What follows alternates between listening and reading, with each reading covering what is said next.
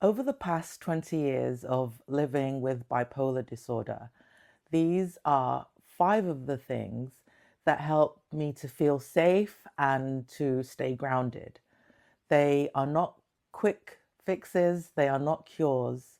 They're just simple life strategies that support me.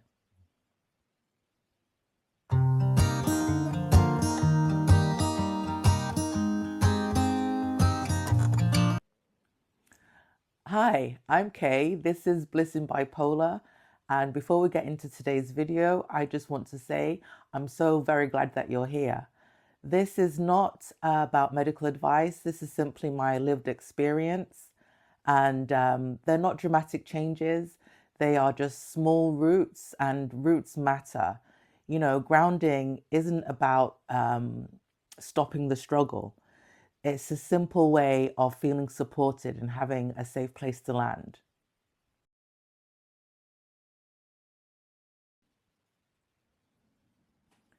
One of the biggest things that help me to stay grounded is having some simple anchors, not a whole list of things, a whole routine, just two or three small things that help to support you and help me to let my nervous system know that we are here and everything's okay. For me, that's watching the sunrise, especially in the summertime, being able to see the sun come up in the mornings uh, just gives me that sense of belonging and the understanding of a new day. One of the other things that I like to do is to have a cup of coffee in the morning, maybe a chai when it's all quiet and the children haven't woken up yet. That is my moment of calm. And if I don't get another one for the rest of the day, it's usually okay because I have that time. The anchor itself is unimportant. It's really about the predictability. And even on hard days when everything's a mess and I feel like it's all about to unravel, these anchors are there to reassure me, and they bring a sense of familiarity, and they let me know that I'm safe.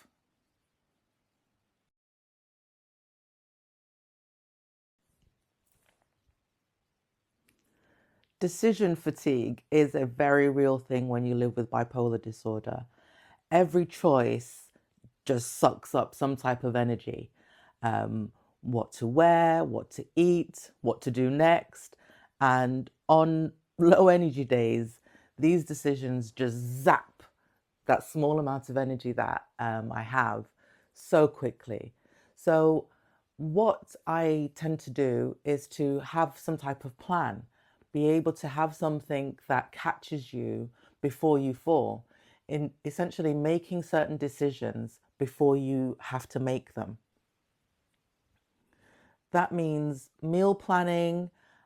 So I know what groceries to get, I know what I'm feeding my family, and I will freeze meals after so that when I just can't face cooking, I have something I know is already prepared that's nutritious for them. Um, One of the other things that I really love to do is to make sure when I am well, I make sure to prepare a few outfits, make sure they're ironed and they match, they're coordinated in some way, um, and have them stored. So when I am feeling overwhelmed, I have something ready that I don't have to think about. I already know it's been thought of, and I can just simply put things on and go. When my energy dips, it's great to know exactly what to do. That cannot be explained unless you are used to the symptoms of bipolar disorder. It may seem like such simplistic things, but if you know, you know. Having these small things support you, whether your energy is high or whether it's low, is not a quick fix, but it's definitely a supportive strategy. I used to think, and I used to shy away from doing these types of things, implementing these types of strategies, because I felt like I would just be creating a boring life, um, repeating meals and having certain things put in place. I just thought it would make me be a boring person, and I felt like I would think that life was boring. But actually, what it's done is it's created calmness, and in in calmness, I now have more brain space to live a more adventurous, a more fulfilling life. So what I once thought of as boring, well, it's brilliant.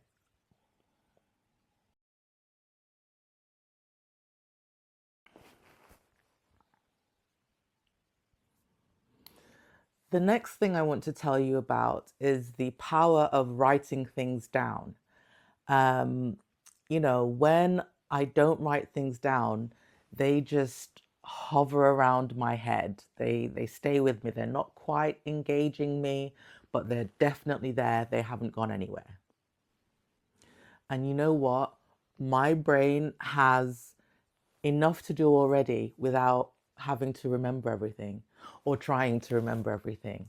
So I write everything down, tasks, reminders, um, ideas that haven't fully formed yet, everything. I write everything down. And I don't necessarily do everything that I've written or get everything done or engage with everything that I've written down, but just having the knowledge that that thought, that idea is has been put somewhere safe that I can return to whenever I need to. It relieves me. It gives me so much more space to manage everything else that's going on without having to have that anxiety about forgetting something, about not doing what needs to be done. Um, yeah, so writing everything down, even if you don't get everything done, or even if you never actually engage with that idea again, is wonderful because at the very least, it stops the heaviness, it stops that whirling, twirling, intrusive thoughts that can keep you up until 3 in the morning or wake you up if you're asleep. So I love writing everything down.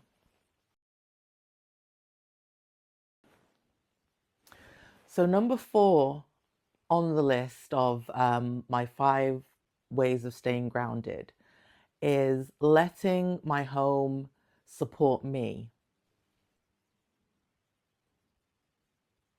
My environment affects me so much more than I used to think. When the home feels chaotic, I feel chaotic. And that doesn't mean that now I need it to be super organized and tidy and Pinterest perfect or anything like that. It just needs to support me and to support what I want for my family.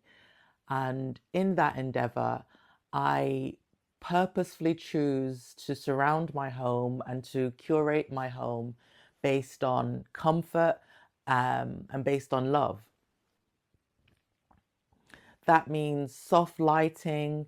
That means having a calm, cozy corner.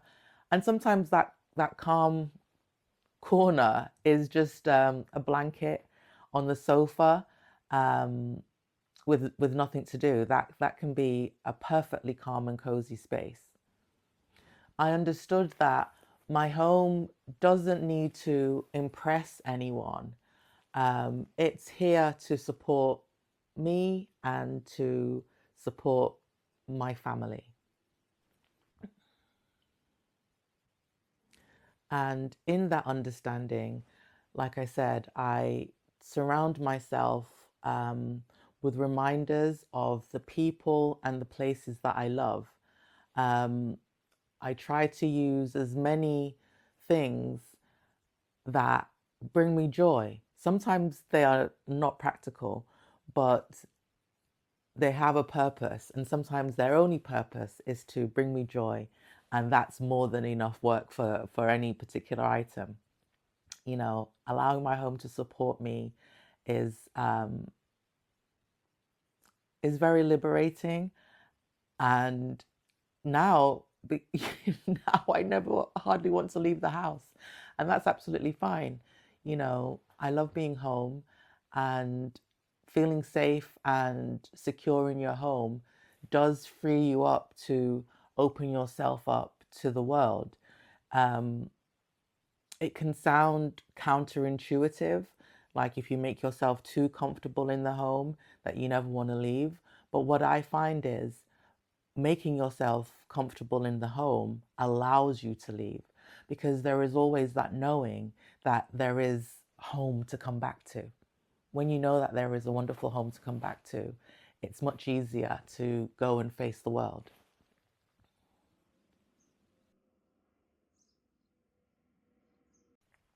Number 5, kind self-talk, even when you don't believe it yet. This is the most difficult one to engage with.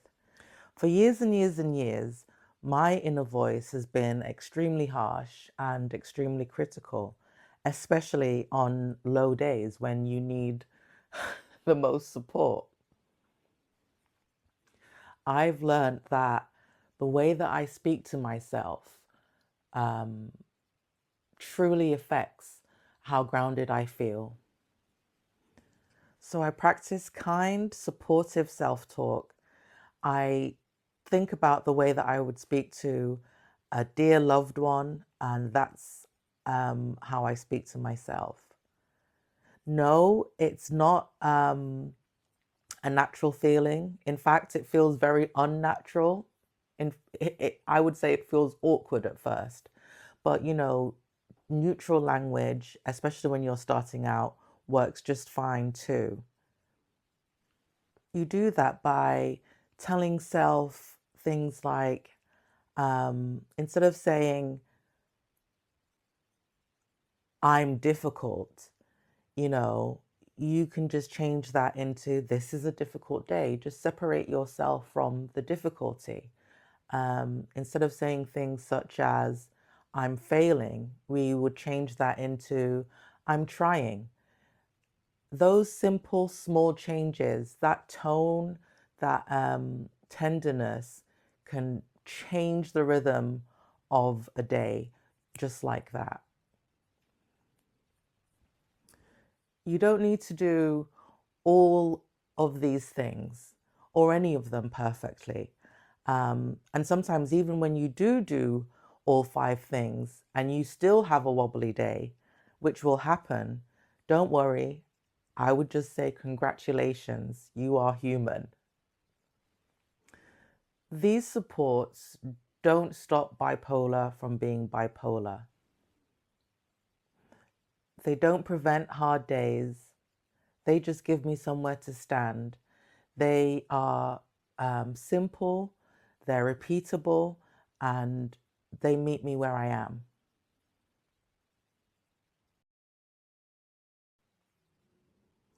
I do hope that you found one of these ideas helpful, and you are very welcome in this space.